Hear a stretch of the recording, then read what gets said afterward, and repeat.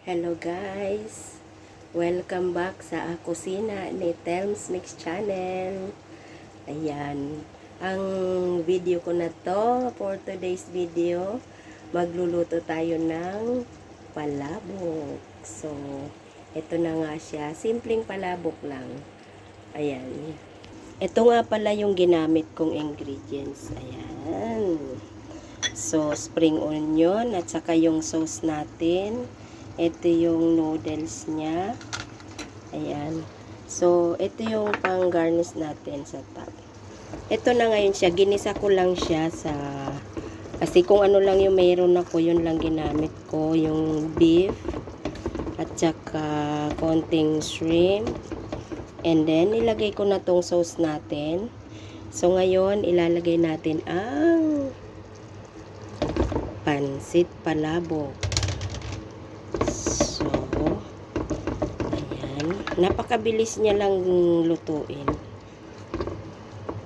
Kasi ready-made na yung sauce natin. Ayan, ready-made na.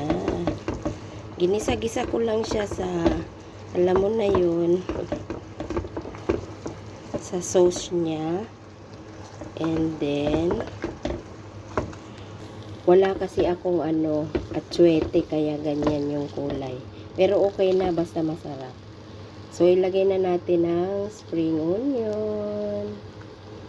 Ayan. Mahilig tayo sa spring onion. Kaya madami yan. Ayan. Spring onion. And then, syempre yung toppings natin. Haluin muna natin mabuti.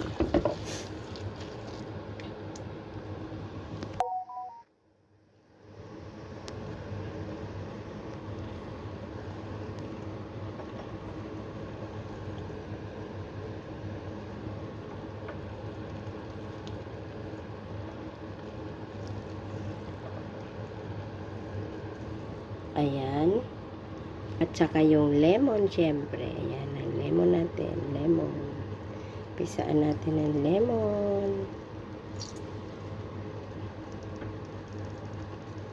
Para masarap. So, yan lang guys ang ating today's video. Ayan. Thank you for watching. Ayan. At sana huwag niyo kalimutan i-like and subscribe ang Telms Mix Channel. Kusina ni Telms Mix. Ayan.